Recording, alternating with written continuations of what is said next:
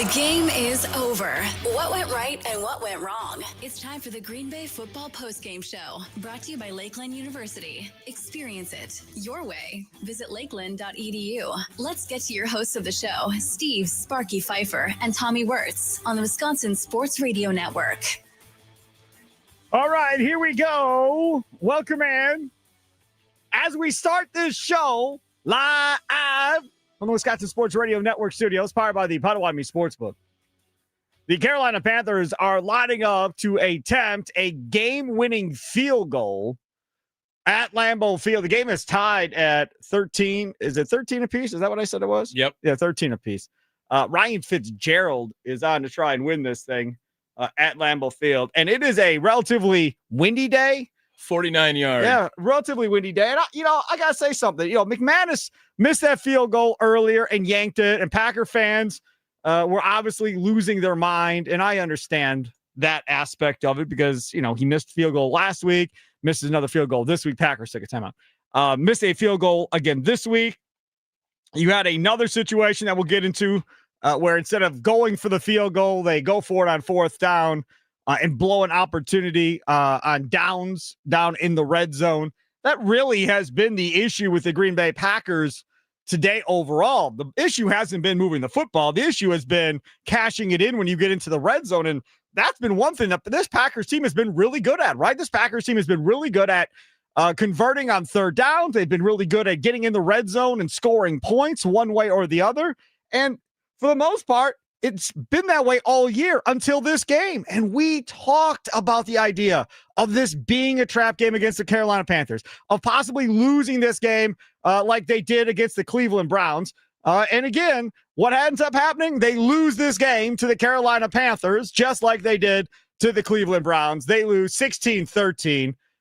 Probably Bryce Young's biggest victory, maybe in his career at this point, being a 5-1-1 team for the Green Bay Packers. So the Packers lose this one 16-13 to the Carolina Panthers, and the trap game worry that we all had comes to fruition. If you'd like to hop on and talk about this, Nicolay Law talking text line, here we go. 414-677-1250, 414-677-1250. You can also chat with us right here on X. You can also chat with us right there on the YouTube as well, at WI Sports Radio. You can find us on YouTube, on X, Instagram, Facebook, all those fun stuff. So if you'd like to chat, you can there, or of course, just text us. Or I like calls. Personally, I'm a big call guy. Nicolay Law talking text line 414-677-1250. I'd like to tell you that I'm really angry about this and gonna lose my mind and all of this. But this was kind of a fear coming into this thing. Wisconsin Sports Daily, served up by Wendy's during the week. Charlie Houston and I were talking about the fact that this Panthers team was a better football team than the Steelers. In every statistical category you want to look at, offensively, defensively, they were a better football team than Pittsburgh. And everybody last week, it's such a great win to beat the Steelers. And I kept saying, they're just not that good. It's just not true. Just stop with all this nonsense.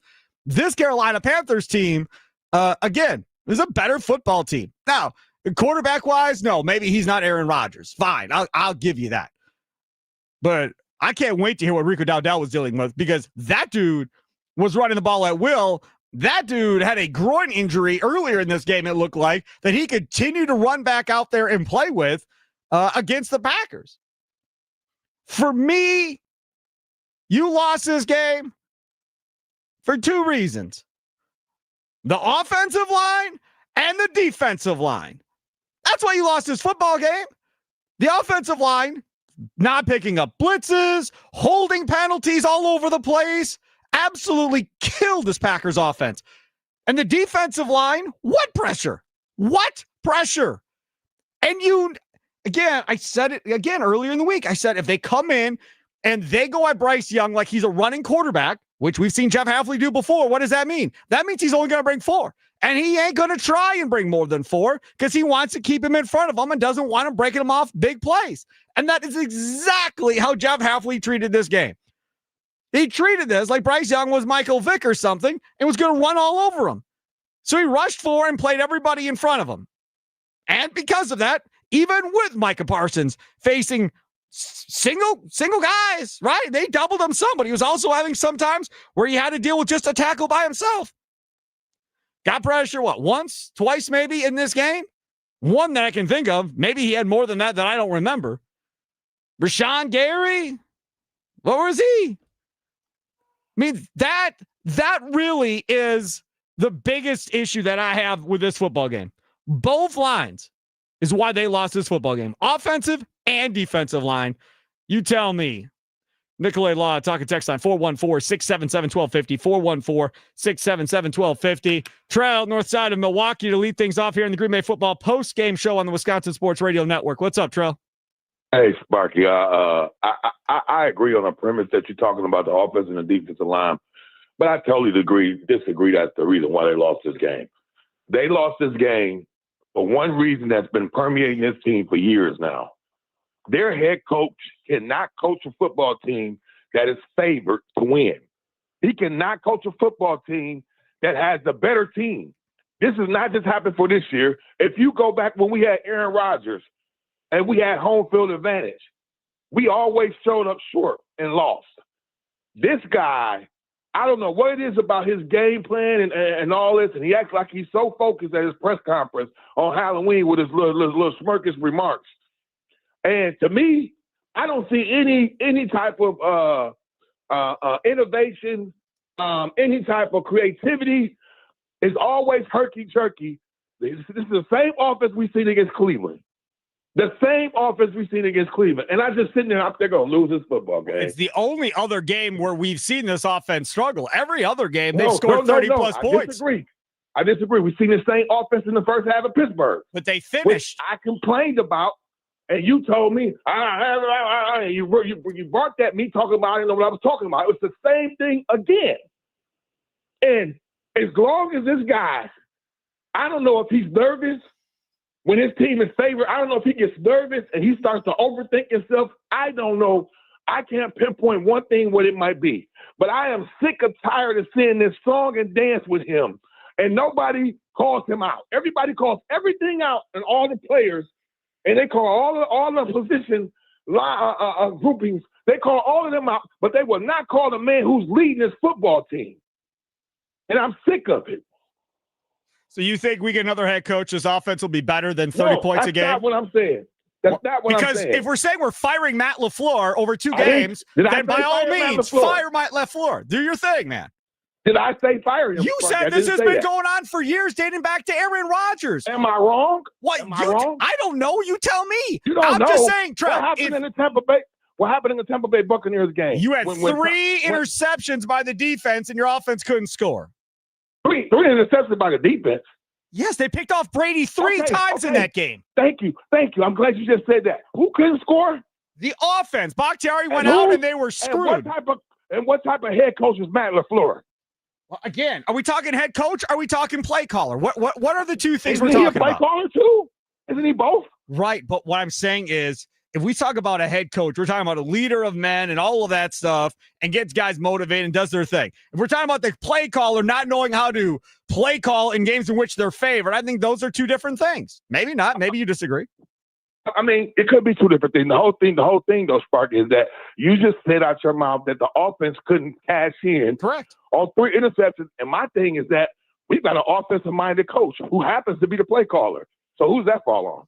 Well, again, I don't disagree if you want to go at Matt LaFleur for this one. Thanks for the call, Joe. We don't know how Ed Policy is going to view this, right? We have no idea if Ed Policy is going to look at this and go, you know what? You're fired. You're done. You suck. You can't beat Cleveland. You can't beat this Carolina team that was 500 coming into the game. So you suck. You're out of here. Goodbye. Maybe Ed Policy does that. I don't think Ed Policy is going to do that. Want to know why? Because most teams are going to lose 5 or 6 games throughout the course of the year. They are. That's what's going to happen. I mean, if we're going to take it from that perspective, then the Lions are about to fire their head coach because they're about to lose to the Vikings. They're down 10 right now to the Vikings in Detroit. The Colts, they're about to lose to the Steelers. They're down 10 in Pittsburgh with 2 minutes to go in that one. There are several favorites that lost today. Again, to expect a team to go undefeated is tough, number one. Number two, when we talk about this game, you can only call plays so much before these penalties of 2nd and 12, 3rd and 10, whatever the case is, because your penalties are absolutely freaking killing you. Now you could say that's on LaFleur because he's not coaching a disciplined football team. Fair assessment. Fine. If that's where you want to put the blame, I got no problem with that. We yelled about that with Mike McCarthy for years in Green Bay about not having disciplined teams. So if you want to put that on LaFleur as the head coach, fine. If you're going to say they lost the game because they were running too many screen passes, they were getting blown up, and Savion Williams fumbling the football, well, that's on LaFleur. That was his fault. Jordan Love throwing the ball to 3 defenders and 1 wide receiver. Well, that's on Matt LaFleur. He should have controlled Jordan Love from throwing that football. That's on Matt, too.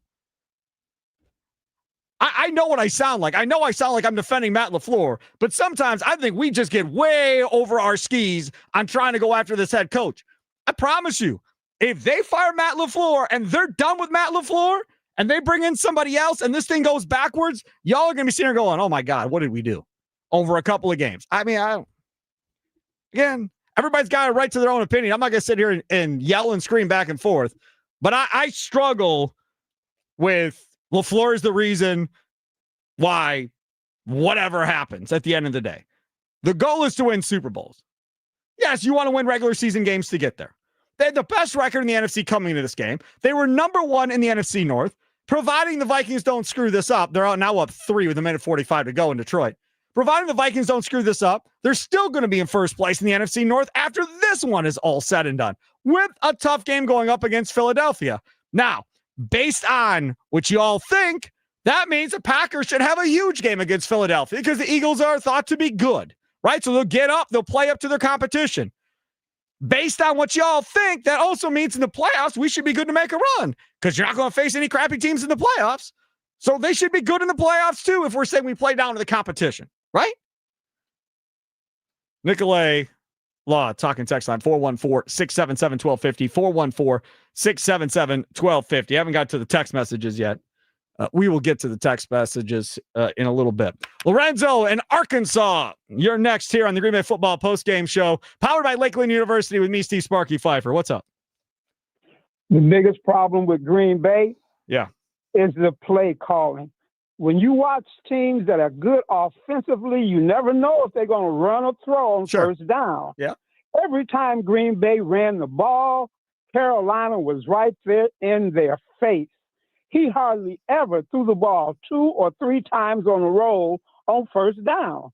Until they get that problem rectified, they will always be in 2nd and long, 3rd and long. In fact, the best receiver, Tucker Kraft, got hurt on first down when they was trying to run the ball. Yes.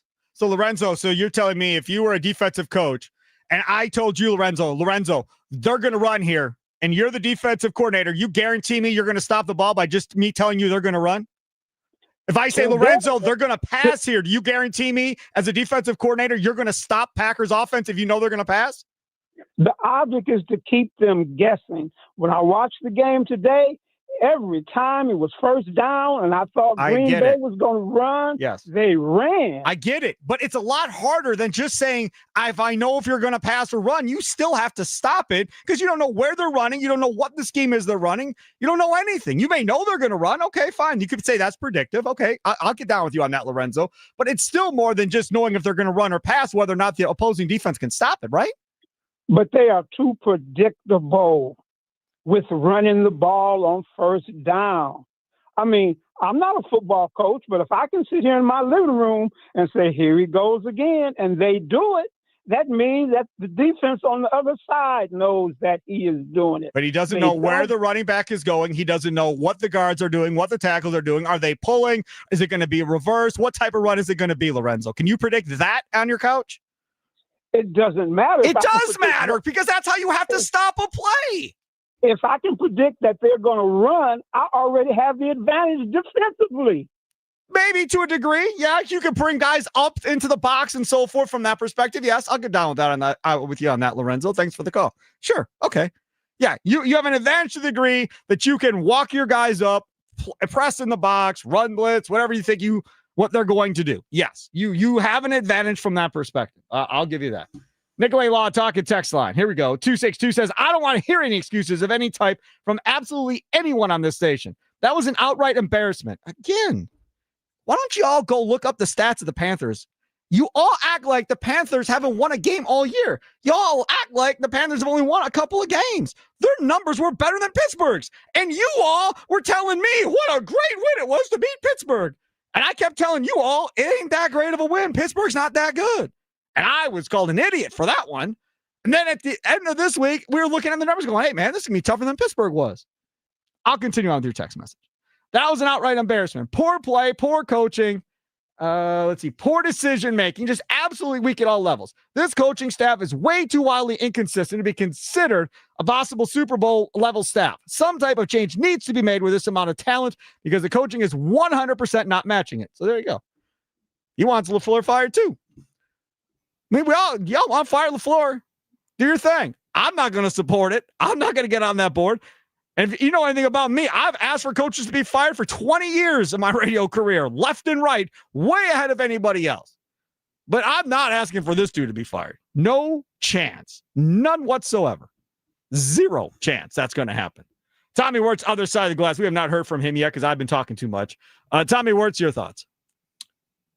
I think it's the worst loss of the season. I think this is terrible. This is the team just looks so flat the entire time. And I sympathize with everyone complaining about Matt LaFleur today because this is one of the worst coach games I've seen Matt LaFleur do as a member of the Green Bay Packers. In my mind, it just looked lost, had no idea what he wanted to do next. He was stubborn on getting Josh Jacobs the football in the run game this entire time. Right, but Olsen was on TV asking for them to pass more and not run it. It was...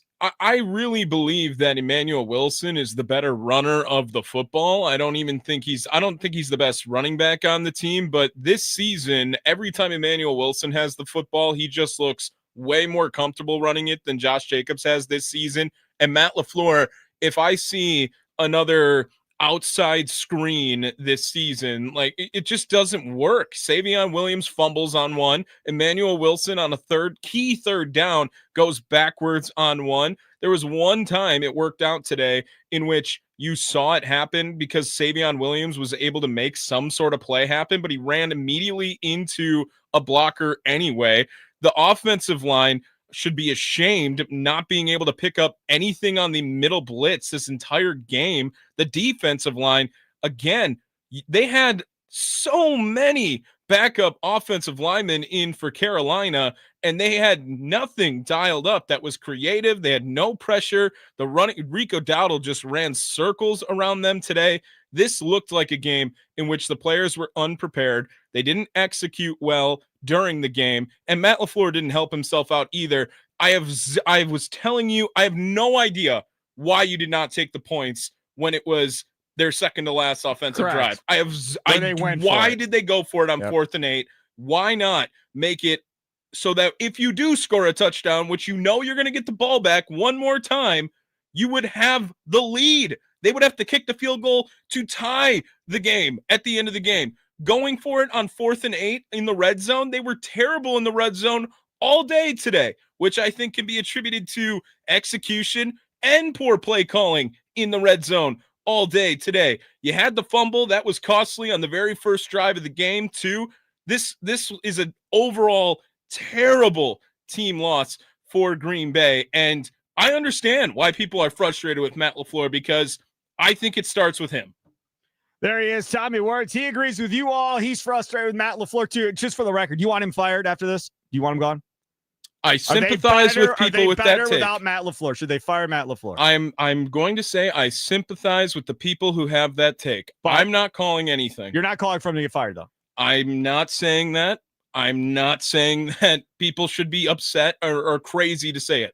Okay. I'm not saying people are crazy to say it. Okay, so you think it's reasonable to think they should fire him? I'm not calling for his job, though. No, but you think it's reasonable. I think so people being frustrated who would take over this team right now that would put him in a better position to win? No one.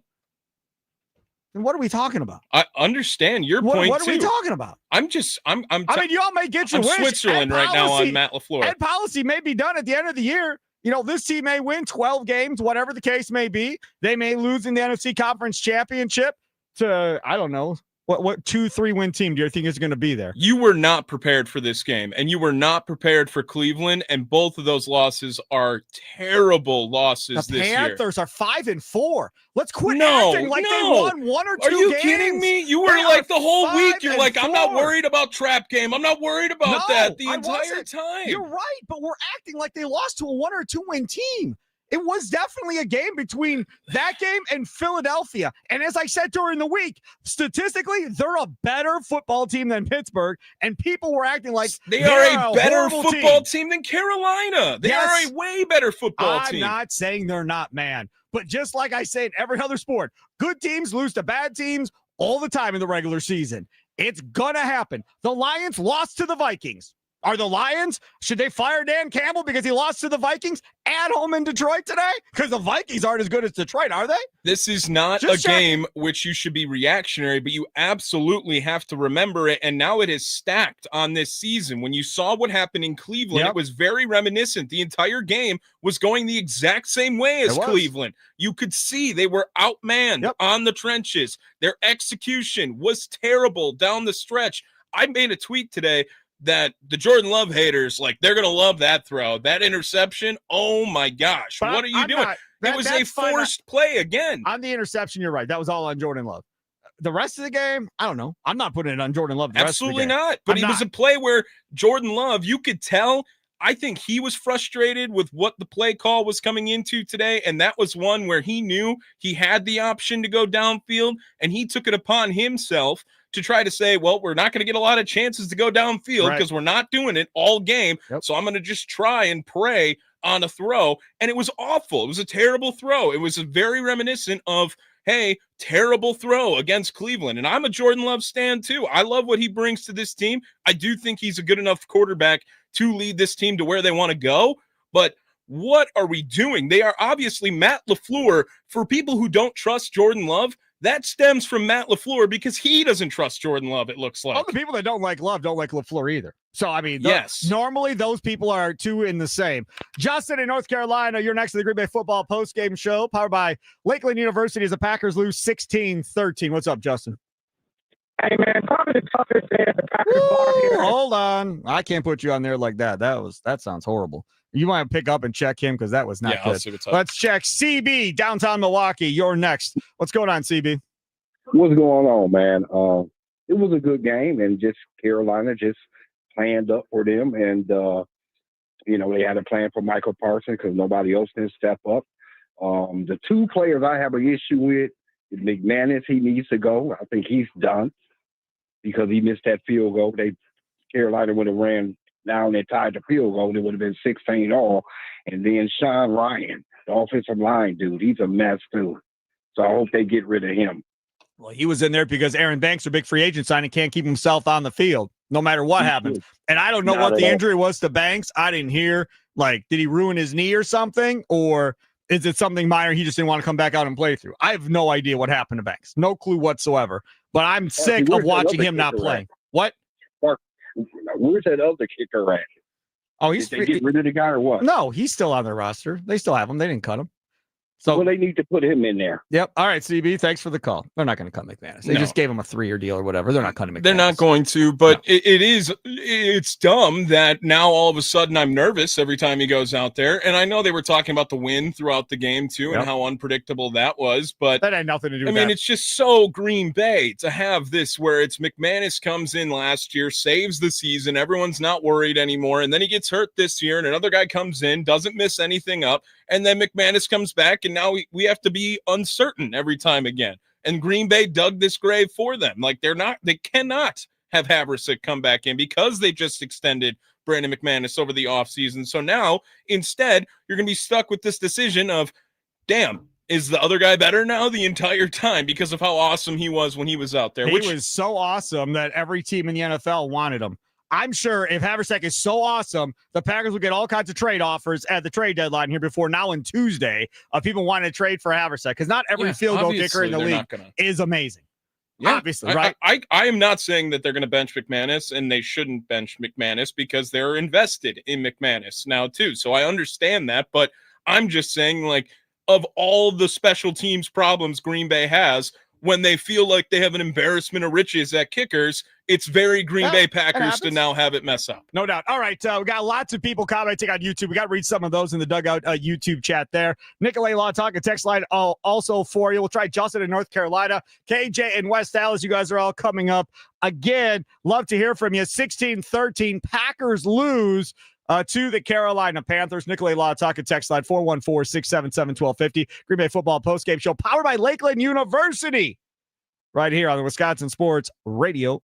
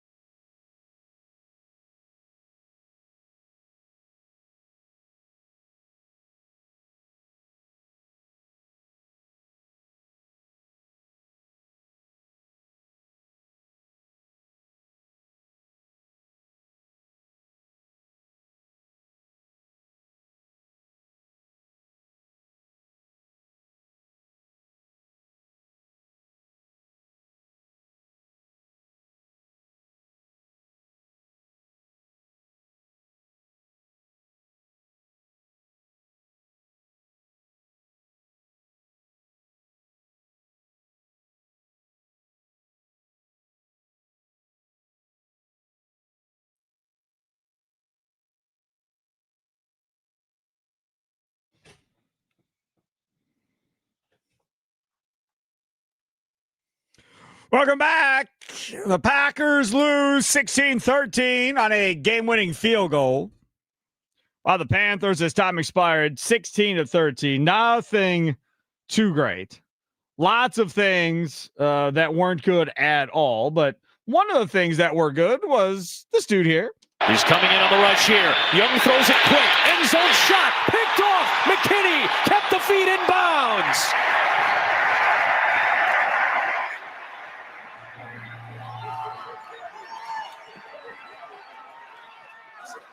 Number 2 in the NFL last year with 8 interceptions in his first season with Green Bay. He has the second pick of his season, just the third INT for the Pack. Great call there. Highlight courtesy of Fox. And the Packers lose despite that interception by McKinney. Almost had a second one, but couldn't keep both feet down. And there was a penalty on the defense. It would have been raced either way. It is the Green Bay Football Postgame Show powered by Lakeland University. Broadcasting live from the Wisconsin Sports Radio Network studios, powered by the Potawatomi Sportsbook. Steve Sparky, Pfeiffer, Tommy Wirtz, other side of the glass. Back to the Nicolay Law talk and text line. Justin in North Carolina, try number 2. What's going on, Justin?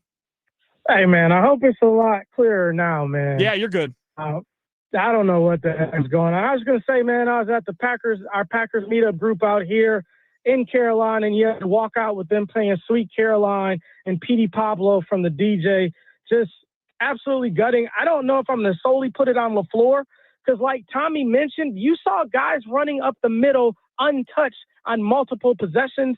Our defense was just, they played decent, but just not good enough to win. My question, I guess, for you, Sparky, though, is when you look at that last play of the game before the field goal, I don't understand why the Panthers snapped the ball at all. And when they did, he's running, and there's 6 Packers around him with the time going down. So if you just stand there and wait, the time has to – and it was 1 second. I don't understand why we tackled them and allowed them to call a timeout and get everything in play like that. That's another deal where when you're in the moment and on the field, I mean, we could say from a fan perspective that you should be thinking like that, but most guys aren't. Most guys are just thinking, take the dude down. I get you, man. I mean, I don't have anything else on the game. It's just, it's tough, what man. What was the Packer fan split there? Were there a lot of Packer fans there? So the problem with our Packers bars, and I'm sure a lot of the other folks that listen across the country, when the game comes on national TV at home, people sit in their living room. We had about 40 Packers fans out there. Normally we get anywhere from 150 to 200. Wow, that much. A lot of people from all different parts of the state of Wisconsin, too. It's really a good experience, man. If you're ever in this area, we need to get you out there. But I'll leave with this, man. You know, your good friend that used to do the big show with you, Leroy and Gary, used to say those guys get paid, too. And we didn't execute today. They got paid. And unfortunately, Bryce Young wasn't good, but he was good enough to beat the Packers today, which sucks. But he didn't make any critical mistakes other than that one McKinney one. Thanks for the call, Justin. And yeah, sure, those guys get paid too. And you can always say that no matter any time you lose a football game at that point. With that being said, let's head inside the box. Let's go inside the box score. It's the Green Bay Football Postgame Show with Steve Sparky Pfeiffer on the Wisconsin Sports Radio Network. My goodness, that Bears-Bengals game. Bears have the lead 47-42 with 17 seconds to go in the fourth quarter in Cincinnati. That's crazy, Tommy. Yeah, it's an insane game they got going on there. And Joe Flacco just continuing to be the fine wine of the NFL. Yeah, no question about it. And he's playing with a shoulder injury, I want to say. I want to update you real quick that from the Matt LaFleur presser, which we will play here on the show. And we'll hear from Ryan Wood of the Green Bay Press Gazette. Matt LaFleur says Tucker Kraft's knee injury, quote, does not look good. Oh, that's great. Just want to update you. So, again, the Tucker Kraft injury, if he's out for the year, whatever the case may be, they're going to have to figure out how to adjust. And that's going to come back on who? The play caller, to figure out how to use this offense. Now, it shouldn't be that big of an adjustment because they ignored Tucker Kraft for most of last year. Most of today. Well, I mean, he had, 3 targets, I think, when he left at that point. So it is what it is. If he's out, it sucks because that is the guy you want to be your number one guy. Christian Watson is out there to stretch the field. That's great. Romeo Doubs is obviously the guy that he wants to get the ball to the most. Maybe this frees up Matthew Golden out to be more involved in the offense. maybe that's what happens. Because yet again today, Matthew Golden had that one deep chunk shot to him that was broken up in coverage. But outside of that, Matthew Golden was completely ignored in this offense yet again. That would be the challenge if I'm Matt LaFleur that I've got to figure out how to overcome. And that is, how do I get Matthew Golden the ball more consistently on a game-in, game-out basis? Because when the ball's in his hands with his speed, he should be able to create some big plays. And they just have not done that. Even if it's just giving him the ball in a reverse or something, let him use his speed at this point. I don't think they have that at the forefront of their mind at all. I don't think Matt LaFleur is thinking that at all. I think he wants to get Savion Williams more involved in the offense than he does with Matthew Golden. Yep. I think he wants Josh Jacobs more involved than he is already, more than Matthew Golden. So, no, I disagree with that.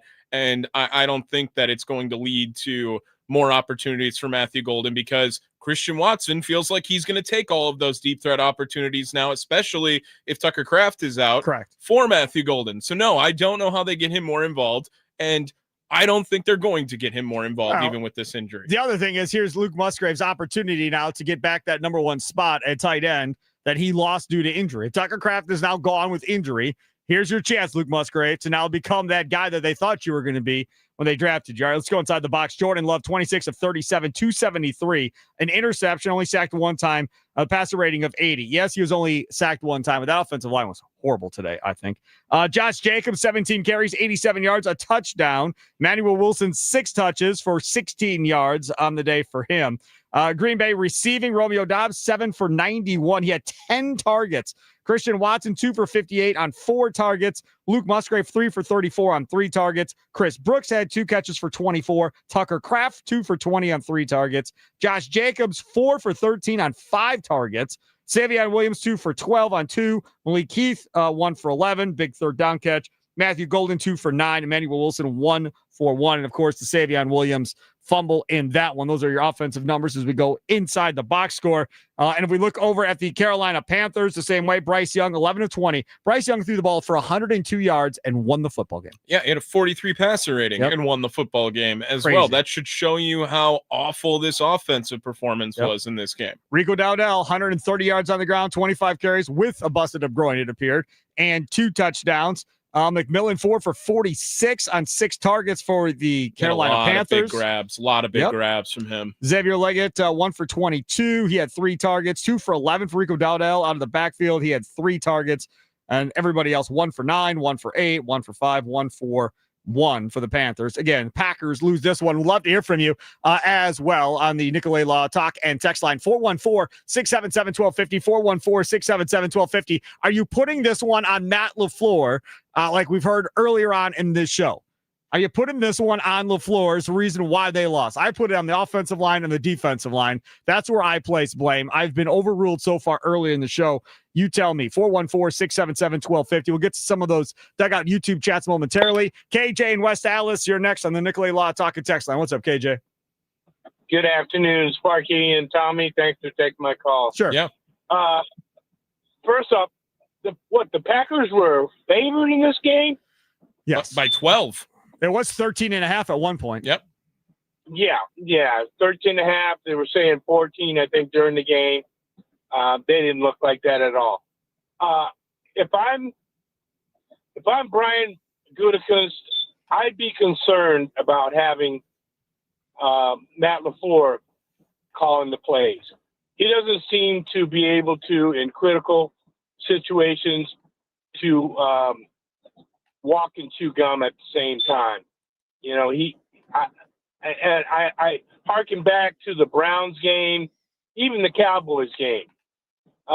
In critical times, he doesn't make good decisions. I don't know what it is about it, you know, but I think I don't necessarily want to see him fired. I'm not calling for him to be canned.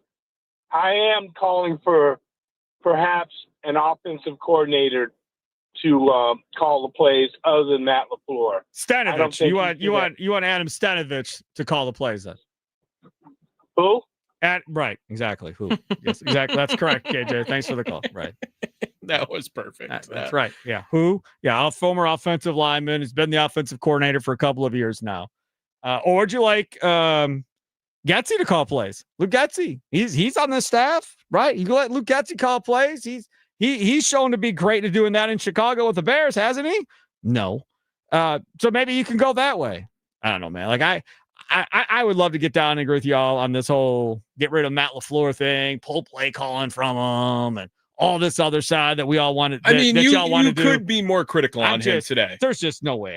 This is 100% justified. The critics for today. No, you've got holding penalties all over the place, putting you in bad situations. Oh, you mean on a team that's already super penalized all the time? Okay, if you want to say LaFleur is to blame for the penalties and saying they're undisciplined, I'll listen to that. I'm not going to disagree with you. Yes. This whole play calling thing, when you're averaging over 30 points against everybody other than the Cleveland Browns coming into this game to say, he's horrible at what he does. This offense sucks. Can you say he looked lost today? Can you say he looked lost today? Because he's 100% listen, give me an example. I didn't like the string calls. Obviously, they didn't work all day. Right. They Outside used of the screen 4 passes, different ones of those. They ran out of the shotgun on the touchdown play and almost didn't get it again as well on 3rd down to score their first touchdown. So you're blaming him for almost didn't happen?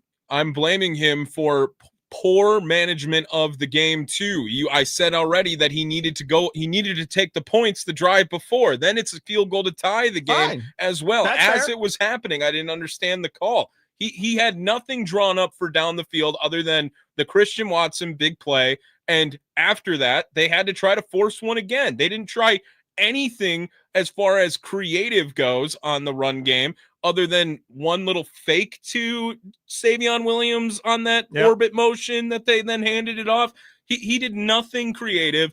He did nothing that made you think he had any idea of where he was going to go next in this game. I think that critics on Matt LaFleur today are very justified. And the nice thing is about this is tomorrow you'll get to hear everybody's takes on this, right, on the Wisconsin Sports Radio Network tomorrow morning, 6 a.m. to 9 a.m. Can't wait to hear what Trevor Thomas and Josh Albrecht have to say on Inside Wisconsin Sports. Then 9 to noon with John Kuhn, was right there on the sidelines, right, giving his take on the network or on the local broadcast as well. So we'll hear John Kuhn. We'll hear Rami Makloff. I'm sure Brandon Snyder will chime in with something like he always does, the producer of that show. Then it's Mason Crosby and Mitch Thunder Nelson with the Mason Crosby Show, presented by Verizon with Tommy Wirtz. We'll see if they're as mad and angry at the world as Tommy is right now tomorrow from noon to 2.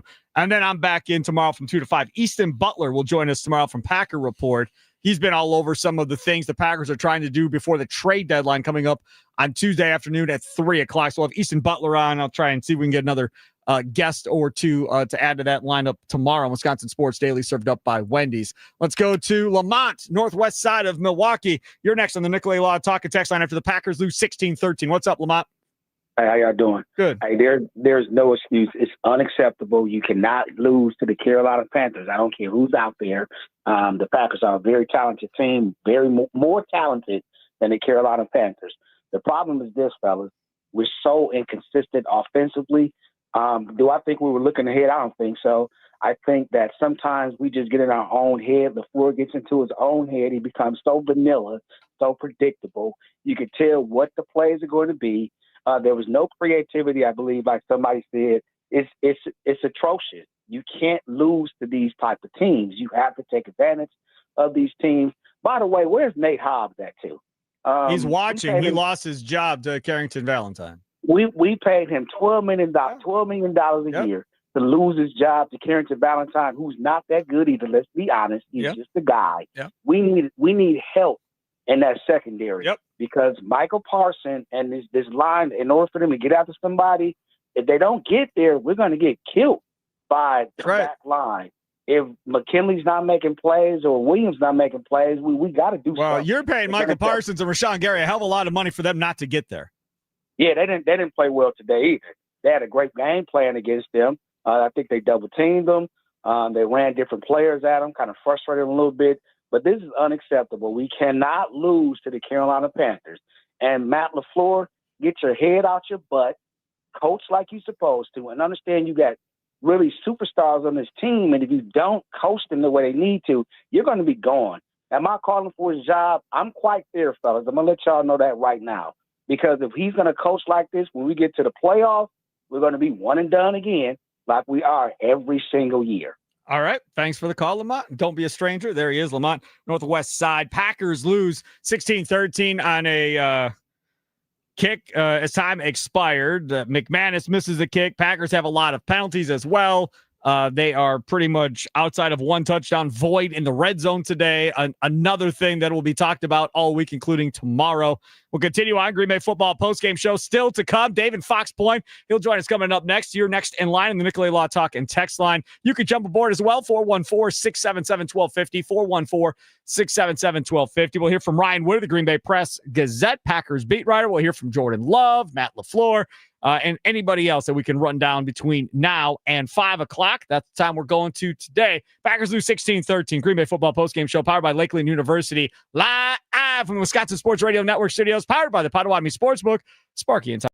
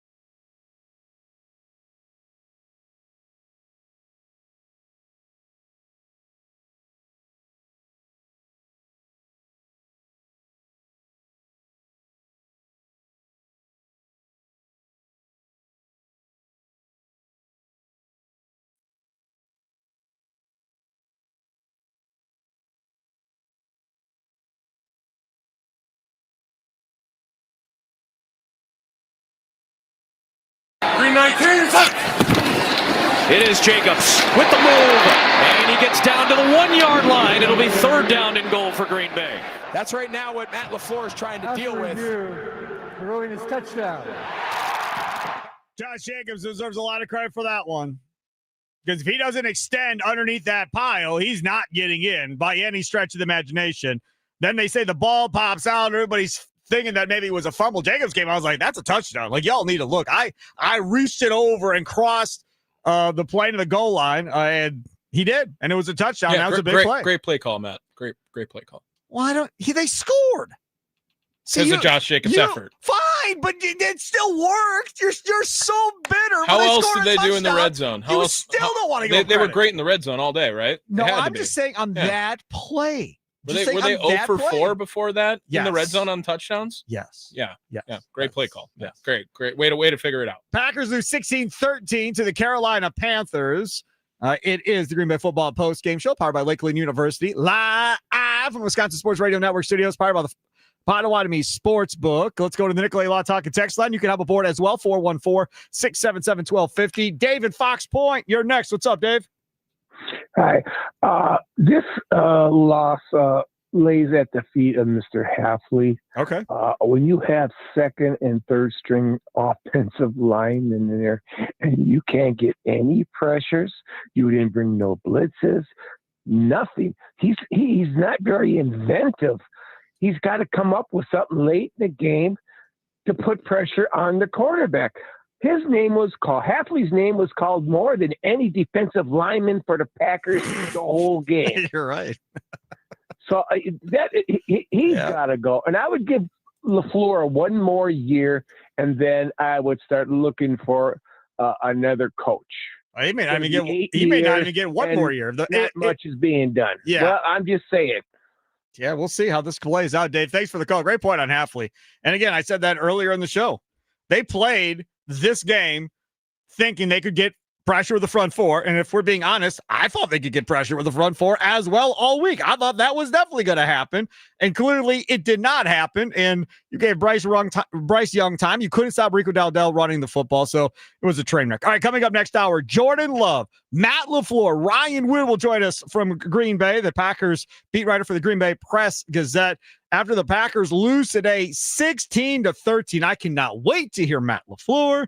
I cannot wait to hear Jordan Love. And Ryan Wood, too, because he asked me, he's like, hey, how much could they lose by or win by and you still be mad? Well, they ended up losing. So we'll talk about all of that coming up next.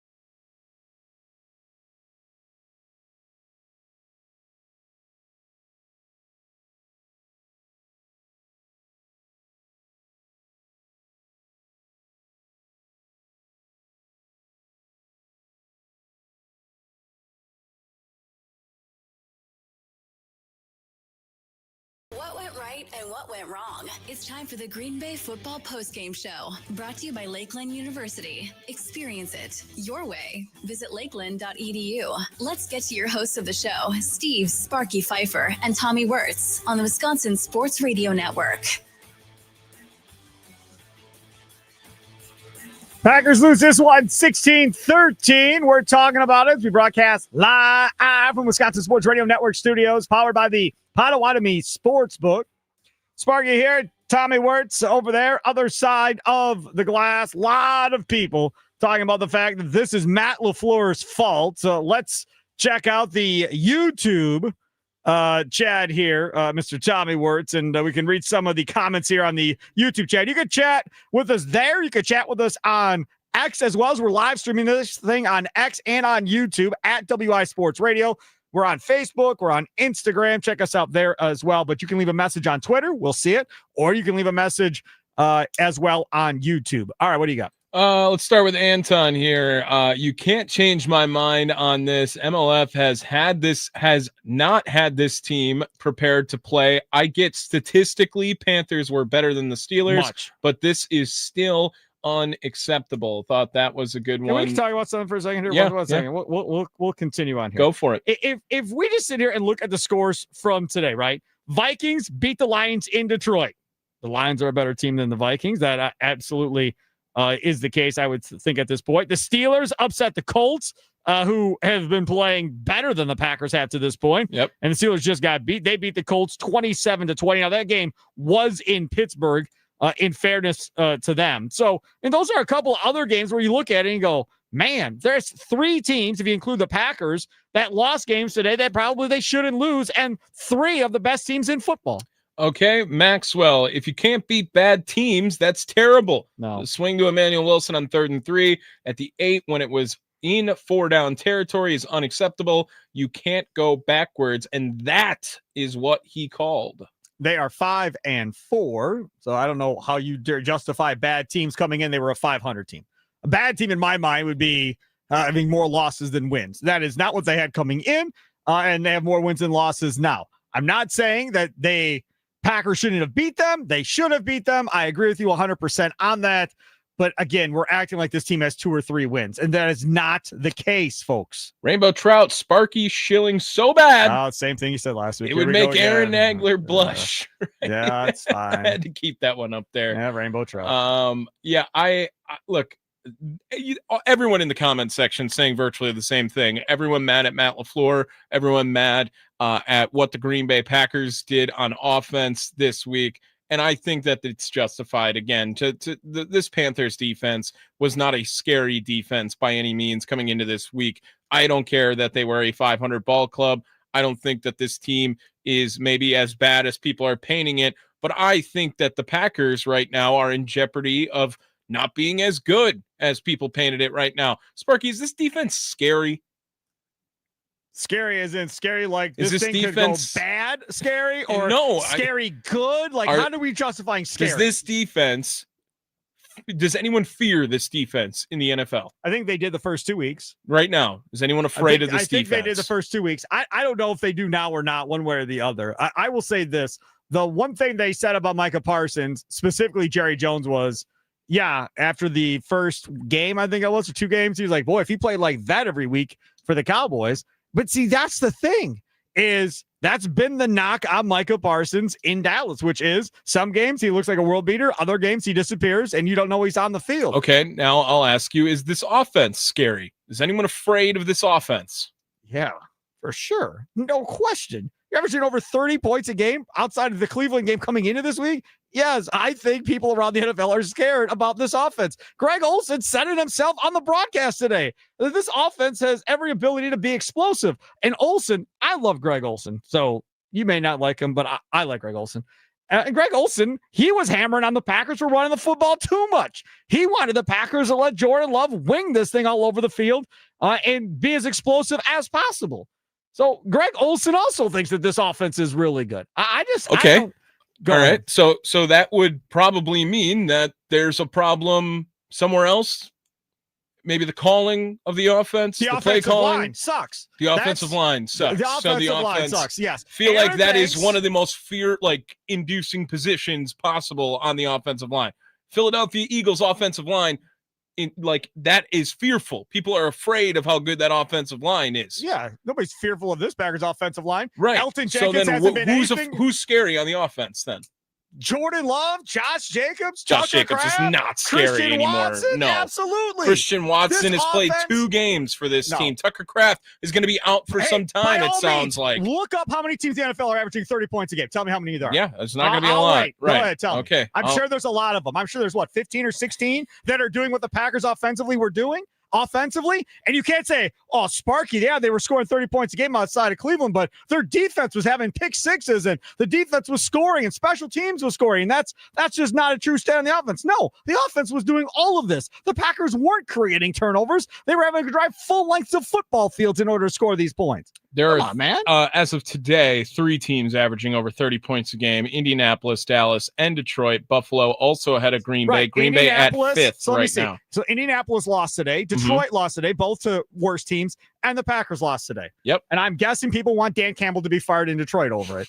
Brandon, you're next here on the Nicolay Law Talk, and text line is the Packers lose 16-13. What's up? My old friend Sparky, this is Brian in McLean. Oh, sorry. What's up, Brian? How you doing? Worse. I swear to God, LaFleur coaches every game like their kicker's Adam Vinatieri. He never wants to win. I mean, obviously to win. They don't ever coach like there's a big lead. I mean, they look like they were looking way ahead to next week. That preparation in a game, their vanilla calls up the middle, yep. and then throwing. And it's at least 3 to 4 times that I remember, he threw off the back of his foot like he was throwing a Hail Mary. He does that every week. That play in the end zone, there wasn't nobody within 4 counties of Brown County and Green Bay when he threw that ball. They're lucky that wasn't intercepted because that guy might have did a pick 6 from the middle of the end. There was nobody on that side of the field. Everybody flooded to the side that Love was rolling to.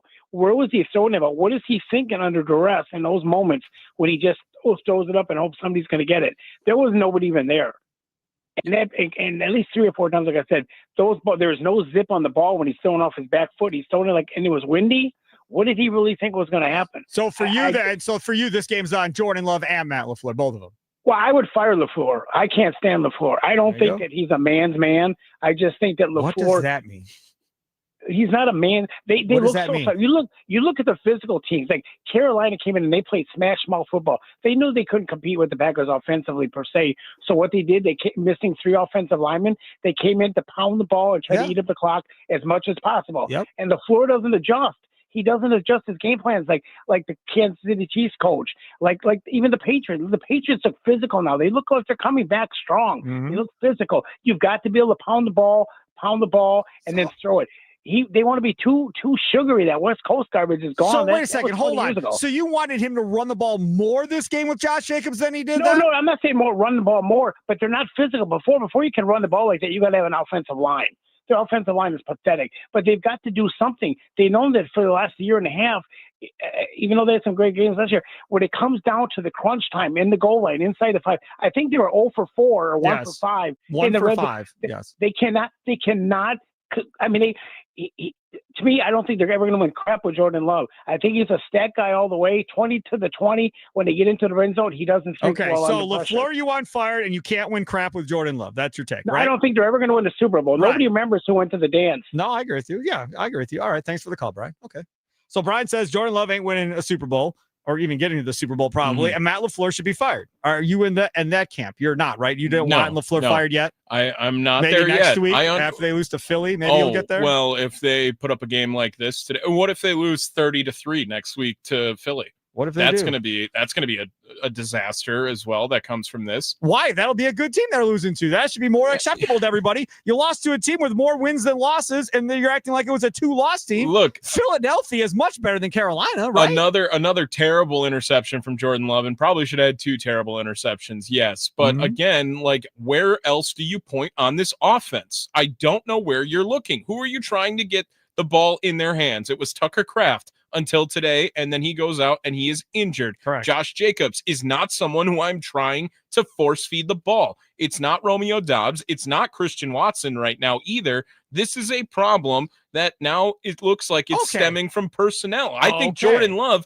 is a guy I would rather have thrown it around to whoever, and they do not realize that yet. And that is also a problem with the coaching staff. So now I'm understanding. So you're saying Goody has failed at his job for giving him weapons to play with. You just ran a topic this last week saying, was Matthew Golden the right pick at the right time? Correct. After hindsight? Yes. Now. So you are questioning the first round pick, right? Yes, because they have more than enough weapons. Yes, that's correct. They do. Yes, I thought you heard my show. Did you just bring up my topic? They do not have more than enough Exact weapons. what I was just saying. You had now with Tucker Kraft, but with Tucker Kraft as your 1, Christian Watson as your 2, Matthew Golden as your 3, you're gonna get Reed back. You have Dobbs, who he loves. You have Wicks, he's disappeared, but you had Wicks, who's been hurt now. You've got other guys. Like, no, I don't think Jordan Love is lacking weapons at all. So at this point. where should they have gone now? Should they have gone to offensive line? Because that looks really soft right now. Should they have gone to defensive line? Because that was the softest game they played all year too. To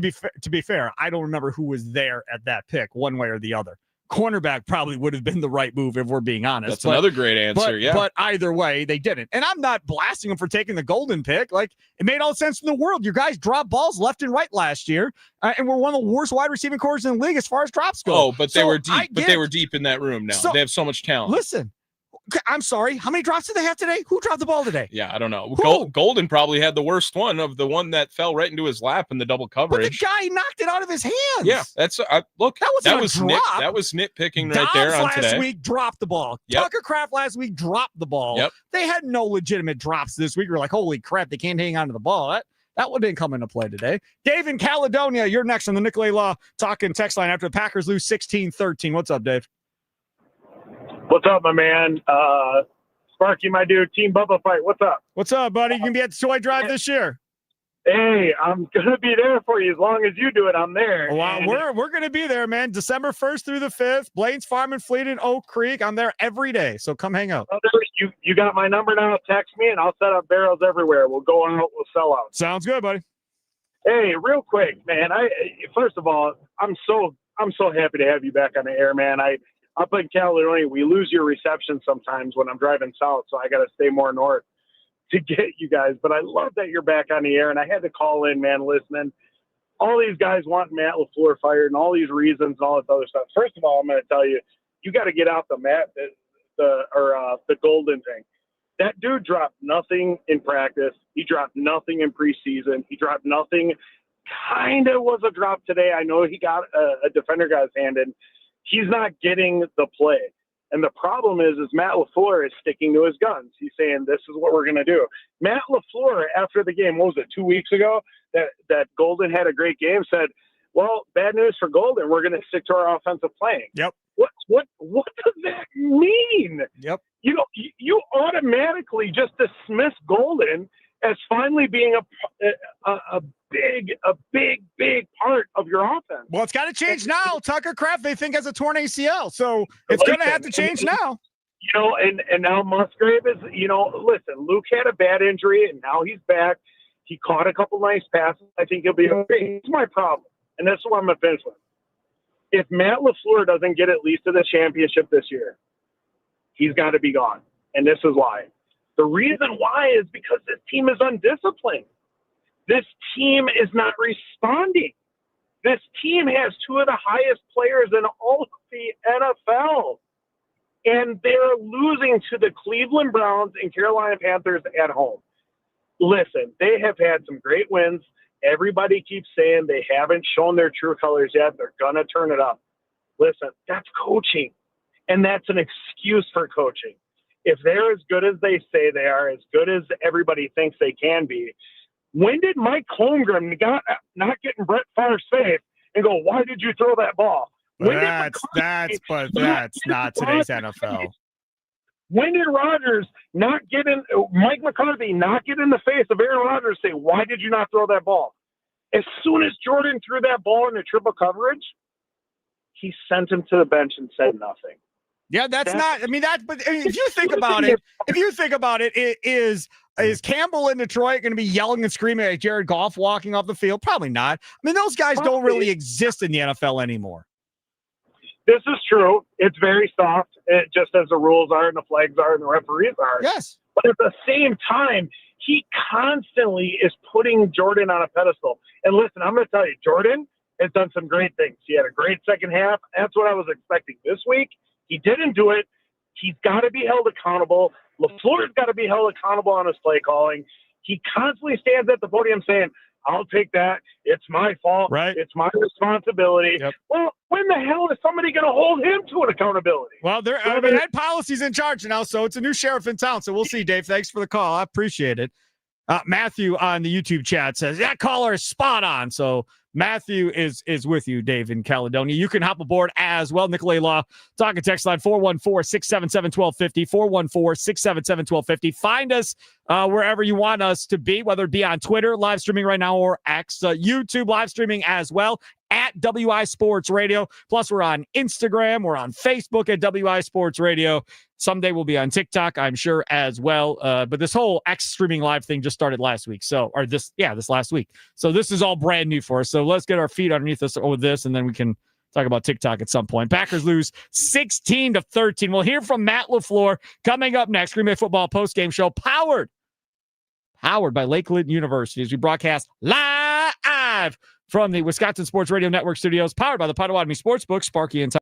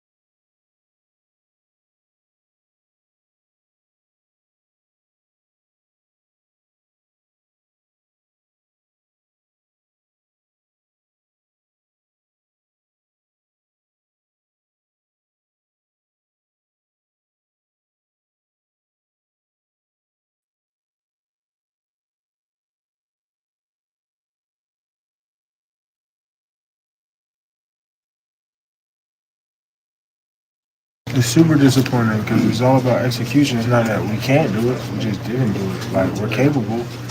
I think it's just like, regardless of who's up, who's down, injuries, we should be able to get a stop in that moment. But overall, like, I'm more upset. Like, it got to that point. Like, I think we're a better football team than what we displayed today. Dude, you got to be better, man. You got to be better, Micah Parsons. Micah Parsons talking after the game. Shouldn't have got to that point. We're a better football team than that. Yeah, you're right. You are. But you yourself got what? 1 or 2 pressures total? I remember 1. Maybe there was more than 1, but that's all I remember for watching this football game. Rashawn Gary, did he touch the quarterback at any point today? Devontae White, did he touch the quarterback at any point today? Like, that's the type of stuff. I blame the offensive line and defensive line for why they lost this game. Everybody else wants Matt LaFleur to be gone out of Green Bay after this game. Well, let's see what this guy thinks. What happened in today's game? It's time to go inside the locker room with Packers beat writer Ryan Wood of the Green Bay Press-Gazette on the Green Bay Football Postgame Show on the Wisconsin Sports Radio Network. Joining us now on the guest hotline, powered by Gruber Law, is the aforementioned Ryan Wood. Follow him on X at @RyanWood. Mr. Ryan Wood, where do you put the blame in this one? It was just a giant stink bomb. I mean, where do you not put the blame? I want to say this.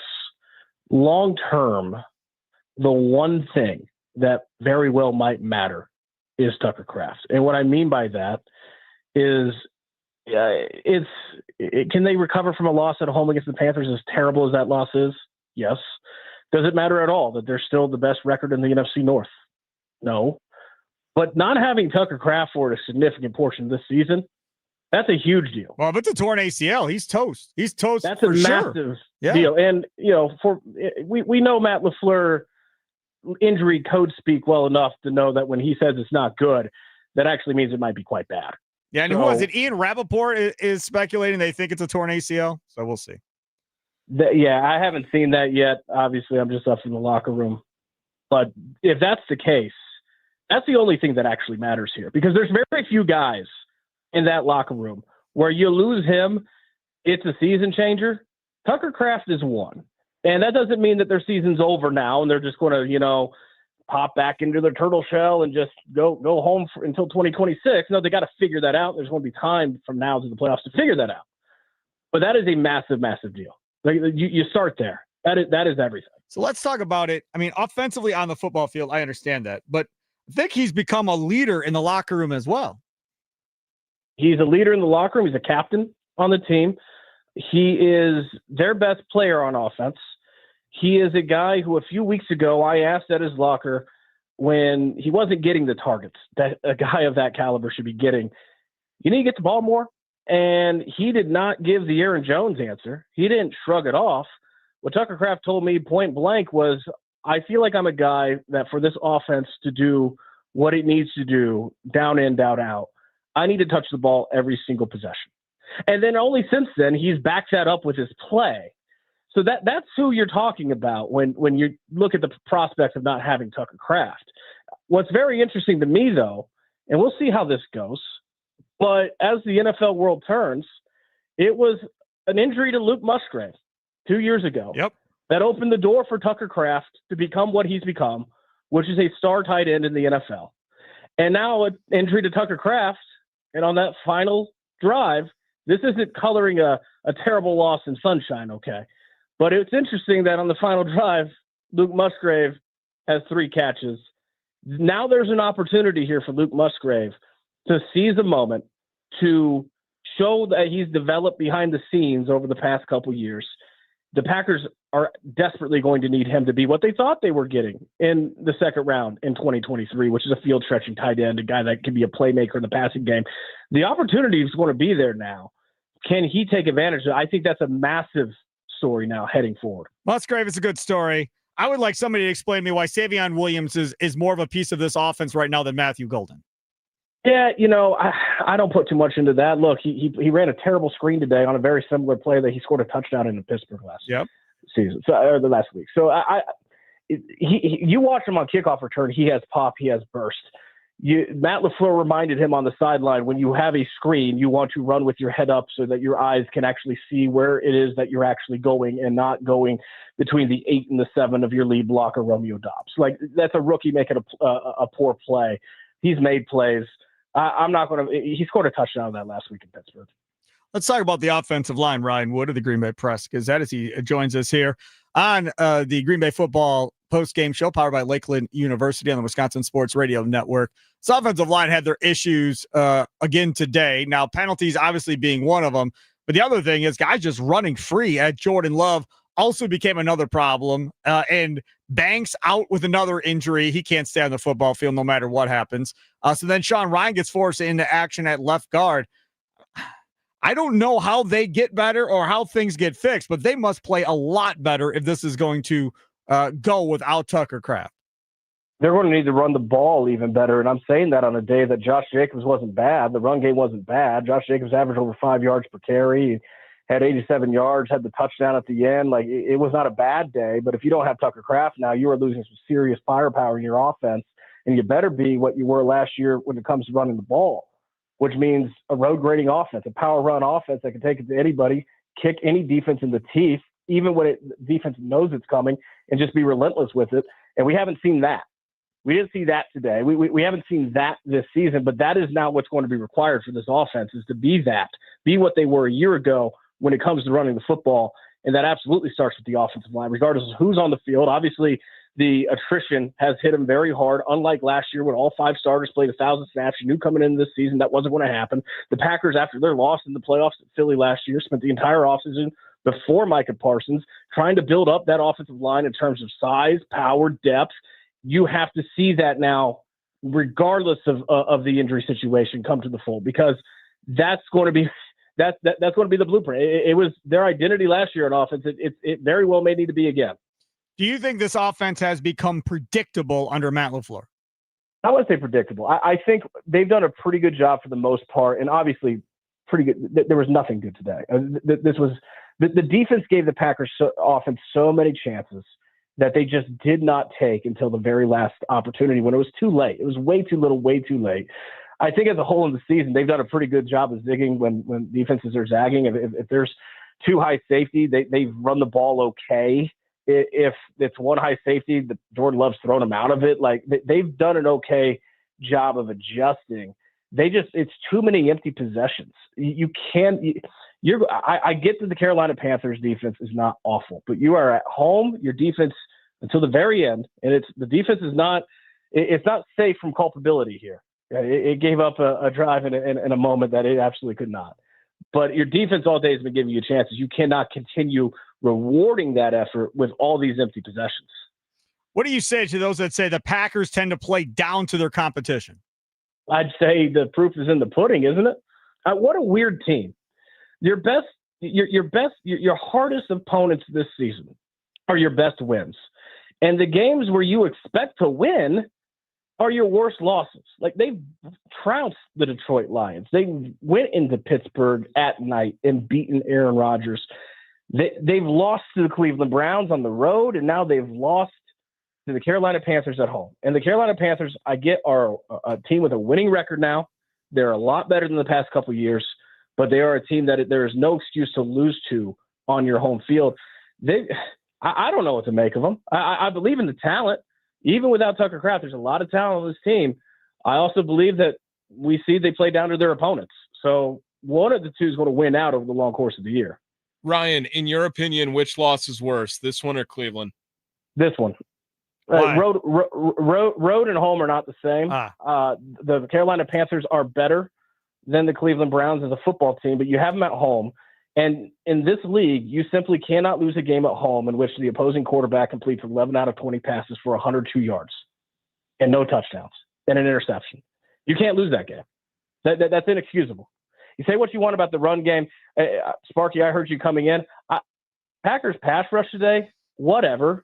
What did the Carolina Panthers do throwing the football?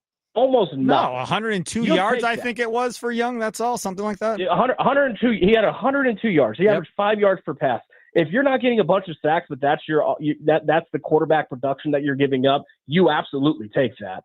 The issue is you had too many empty possessions on offense. You could not find rhythm, continuity, and you gave up 130 yards to Rico Dowdle. Thank you, Jerry, Panthers fans are saying. It's not just Packers fans saying that. Yeah. And you get caught off guard in a 2-minute situation thinking that it's going to be a pass when they're not doing anything in this pass. They run inside zone for 19 yards up the gut to get into field goal range. They're just completely caught off guard. Like, you can't allow that to happen inside your home field. We talked about this briefly during this, but I didn't focus in on it. We haven't played LaFleur yet. Did he give an update on either Golden or on Banks? I was not in Matt LaFleur, so you would know it better as me. Yeah, I didn't see anything on Twitter one way or the other on that, so I'm guessing we'll get that at a later point. The Aaron Banks thing, I've about had my fill of that. And if they have Golden now gone for any type of significant time on top of Tucker Kraft, that's a big time problem there. I will tell you this. I did catch up with Colby Wooden in the locker room, and he has the shoulder injury. And he made it very clear next Monday night against the Eagles, no worry at all. We'll see how the week progresses, but as far as he's concerned, he's playing next week, which is significant because after giving up your first 100-yard rusher of the season, your next time up to the plate is Saquon Barkley. Yeah, can I ask you one more real quick, Ryan? Devontae Wyatt, why did he seem so quiet today in your eyes? Micah Parsons addressed the pass rush, I think, in a very fair way. He said, and I don't know if this is the exact number, but it's not far. They had 2 true dropbacks all day. This was catch and release to the highest level. You're not going to get a lot of cracks at the quarterback when that happens. Now, as far as the run defense for Devontae Wyatt, I'd have to see the film. Wasn't good enough. I asked David McKinney, this has not been an issue this season. Before today, they gave up 94 yards and 18 carries to Quinshon Judkins in Cleveland. It's interesting that their 2 worst run defenses against this particular single back this season have both been their 2 losses, but they hadn't done this. They hadn't done anything close to this. And David McKinney said it's little things that have been, he wouldn't go into detail, but that have been in existence, things that they've been trying to address that get swept under the rug when you win, get swept under the rug when you don't give up a lot of big rushing yardage. Yep. And so there's an idea in that locker room that this is maybe been percolating for a while, and that there's issues there that they have to get fixed. Oh, good. Then let's fix them. McManus, is he going to have a job tomorrow? He'll have a job. The question is next week, does he kick? And I would guess right now, yes, this is a team that, and this isn't a knock. This is the way you should execute your decision-making in the NFL. This is not a team prone to rash decisions. It is a team that's going to be patient with proven commodities. Brandon McManus has been that, and yet he's got to kick better. Brandon McManus said in the locker room today, he's kicking like a word I cannot say right now. Good, with please. you live on the air, Thank and you. he's right. Yeah, I don't want to get in trouble. So please don't. Yeah, but he's right. He is, and I'll tell you this: can you imagine a world that exists where Lucas Haversack's not on the roster after the trade deadline? I can't. I mean, at this point, you have to keep him on the roster. What if somebody comes and offers you a third for Haversack? You're going to say no? Okay. Well, no, we're all acting like Haversack's all that in a bag of chips. Well, by God, I mean, every kicker in the NFL is not great at this point. Not everyone is. So if somebody thinks Haversack is as good as Packer fans do after 2 games, surely they'll be knocking down the doors of Green Bay to get Haversack on the roster. Meanwhile, by the way, in Vegas. 68 yards away. It's up there. It's out there. And it's good. It's good from 68. Yeah, Cam Little of the Jaguars against the Raiders. Ryan, thank you so much for coming on. I appreciate you. All right, take care. There he is. Ryan Wood joining us on the guest hotline, powered by Gruber Law. One call. That's all. Follow him on X at @ByRyanWood. Packers beat writer for the Green Bay Press Gazette. Catch him tomorrow at 1 o'clock with Mason Crosby, Mitch Thunder Nellis, and our guy Tommy Wirtz. That's all presented to you by Verizon. Again, tomorrow at 1 o'clock here on the Wisconsin Sports Radio Network. Day starts tomorrow inside Wisconsin Sports with Trevor Thomas and Josh Albrecht, 6 to 9. 9 to noon with John Kuhn and Rami Makloff. And then, like I just said, those guys from noon to 2. And then we'll be on doing Wisconsin Sports Daily, served up by Wendy's from 2 to 5. And then it's the Wisconsin Sports Wrap-Up Show from 5 until 6. Packers lose 16-13. Let's go inside the locker room straight ahead here on the Green Bay Football Postgame Show, powered by Lakeland University, live from the Wisconsin Sports Radio Network studios, powered by the Potawatomi Sportsbook.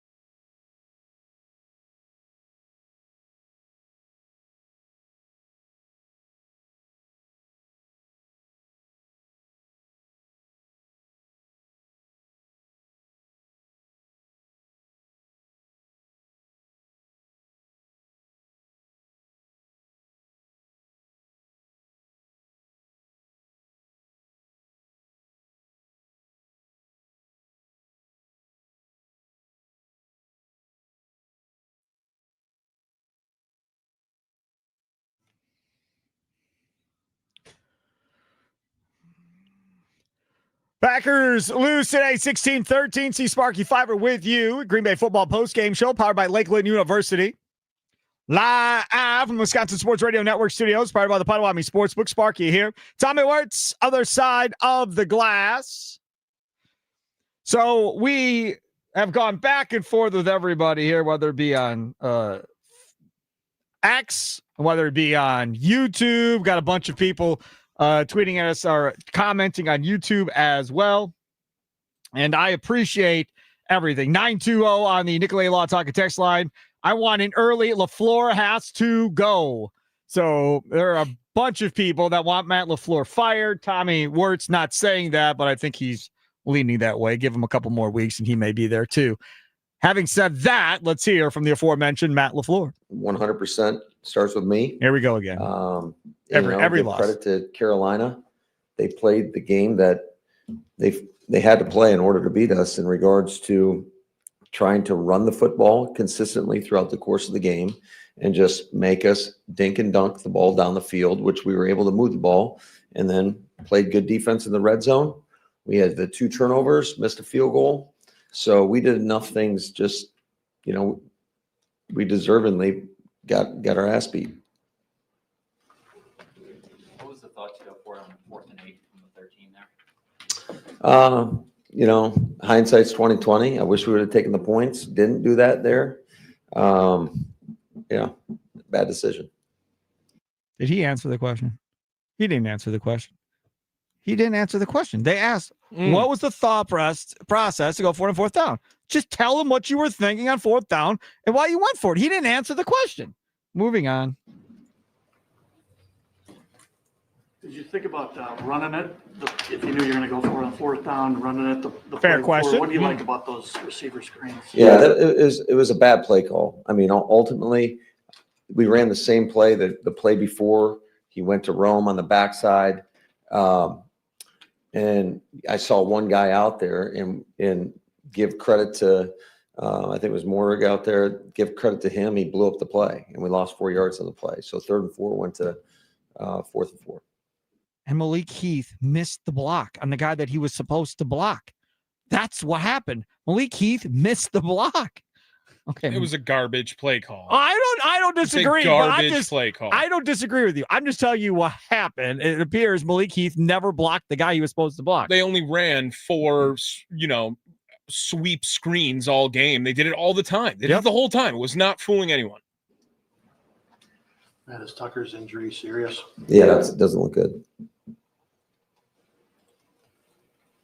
How do you overcome him? It's gonna be tough. It is what but it's football, and the other guys are gonna have to step up. Matt, as good as you guys have looked at times, there's been a couple of games this year like this. How do you explain the inconsistency? Well, we thrive on some explosive plays, and when you're not getting them, and you gotta, just move the ball down the field consistently. I mean, we've had penalties. We obviously had a fumble on the first drive. We had 3 possessions in the first half, a 9-play drive, a 9-play drive, and a 10-play drive, and we had 6 points. So it's going to be tough if we can't figure it out and score in the red area, and it's just going to be tough to win football games like that. Jordan had a lot of pressure on him. It seemed like there was misassignments. I don't know what you saw from your linesman in that regard. Well, there was a couple where they did a good job. They brought a corner cat and a backer pressure to the weak side on a 2nd down. And then the other one was actually a screen to Josh Jacobs, and the backers timed it up, and they did a good job. Does Jordan need to be even more patient with the underneath stuff than he's been? The deep shot to Watson, did you feel like that was there, the one that No, but I mean, I think we all, and I'm talking about myself as much as anybody, when we get into these types of games where it's just about consistent execution, you just can't you can't chase the big play. I mean, they were playing soft zone the majority of the game and making us earn and consistently move the ball. And inevitably on every drive, almost, we made a mistake. And, we've got to be more consistent, and we've got to do a better job coaching, obviously. And then ultimately we got to go do a better job and just relying on our core fundamentals, the things that you work on consistently day in and day out. Otherwise you get beat. You can't have holding penalties. You can't fumble the football. You got to be able to tackle. You got to be able to stop the run. Just base football principles. And if you don't do them well, you're susceptible to getting beat. Doesn't matter who you're playing. Can we talk about that for a second? Because it sounds like, listening to him, he's pretty much saying, look, man, if you just play zone in front of Jordan Love, he eventually is going to make a mistake. That eventually he's not going to be patient enough to move a team down the football field. I want to see what Philadelphia does now. Does Philadelphia come in and do the exact same thing? Rush 4, play everybody in front of them, and see if Jordan Love will have the patience to do that. And knowing Philadelphia's front 4 is probably going to have some success getting at Jordan Love too. How much does your confidence in that Philadelphia game go down after a game like this? None. Oh, that's a lie. None. That's a lie. Not really, because I'm just going. You were based not on, confident before that. Listen to me. No, just going based on what everybody else has said. How can you be concerned if you're in their boat, which is the boat of, we always play down to our competition, knew this was going to be a trap game, but they always play up to teams that are good, but always play down. Okay, well, based on that logic, you shouldn't be all that worried about Philly, because you'd expect them to play back up against Philly and play well. What about Tucker Kraft, man? That absolutely hurts it too. No, I don't. No, I'm not as worried about it without Tucker Kraft. Like, that is, if you want to be on Matt LaFleur and everything else, this is on Matt LaFleur now to draw some stuff up and figure this out without Tucker Kraft. They discovered Tucker Kraft because of injury. Yep. He would never have put Tucker Kraft in these situations. Oh, yeah. Had Musgrave never got hurt. He got forced to do it, and he figured it out. Well, now he's going to get forced to use Luke Musgrave in a similar situation, and let's see if Musgrave steps up and starts having big weeks like Tucker Kraft. And if he does, then what? Then is it Matt LaFleur, boy, what a great play caller? Or is it, he just got lucky? I'm not going to give him any credit. Just curious. Can't wait to see how that plays out. Here's Jordan Love. How do you overcome the loss of Tucker? Yeah, it's a tough one. Definitely a tough one. We'll see what the injury is, what the status is on him, but next man up. Jordan, why do you think you guys are starting so slow offensively? Yeah, I think it's a lot. I think it just comes down to execution, penalties, turnovers, just all those things, and not finding ways to score in the red zone. So teams are, almost everybody's playing pretty soft now, too deep, all of that. What's it going to take? You've seen it a lot now. What's it going to take to, put up your share of points against that? Yeah, I think you got to, if they're going to play too high, you got to stay with the run game and find ways to, just dink and duck the ball down the field and find ways to, if you do have an explosive and try and take the top off, you got to hit on those. But, it just comes back to finding ways to run the ball at a high level and, maximize yards after catch on some of the shorter passes and just keep finding completions. What was the conversation to go for it there on 4th and 8 with 11 minutes left? I think just Matt made a decision on that one to, want to try and put up a touchdown. And obviously it didn't work out. So Jordan, what are your options when that play doesn't go according to plan, right? Because you're just trying to make something happen, then when you throw that one up. Yeah, it's 4th down. I think the play we had called, it just didn't work. They were playing their soft defense and were able to be underneath it and started scrambling around. And at that point, you're trying to find a way to make a play. And you're going to take a shot, throw it to the end zone, and hope that somebody can come up and make a play. And me and Rome right there weren't on the same page. I don't know if he was pushed out of balance too or not, but just weren't on the same page. But just got to find a way to try and put one in the end zone or pass the sticks and make a play on that. So let's talk about something else about Jordan Love, because this whole idea of, well, I just got to dink and dunk it. That's not who this dude is, man. Mm-hmm. That's not who this dude is. He has told you before. That's not his personality. He wants to throw the ball down the field. He wants to make big throws to Christian Watson. when he didn't have Christian Watson, he didn't have that guy to force the ball to because he didn't have anybody else doing it because they didn't ask Matthew Golden to do it prior to this. The only other guy they kind of would go to, and that wasn't even really consistently, was Jaden Reed. That's it. Well, now that he's got his deep guy back, I'm telling y'all, mark it down. He's going to throw more into double coverage to Christian Watson the rest of the year. I promise you. Interceptions are going to go up. Big plays are going to go up because he's going to hit on some of these. Watson's going to go get the ball a couple more times. But that's who he is. That's why I say, like, if you're any team right now, until Jordan Love proves he can dink and dunk it down the field, they should continue to play the same type of defense, especially if this offensive line isn't going to protect all that well. Real quick, before we have to get out of here, trade deadline Tuesday. Yep. Green Bay need to do anything now after watching this game? Need a cornerback, man. I'm not changing my opinion on that whatsoever. They need a damn cornerback. They got to go find one. Easton Butler from the Packer Report, who's been all over this.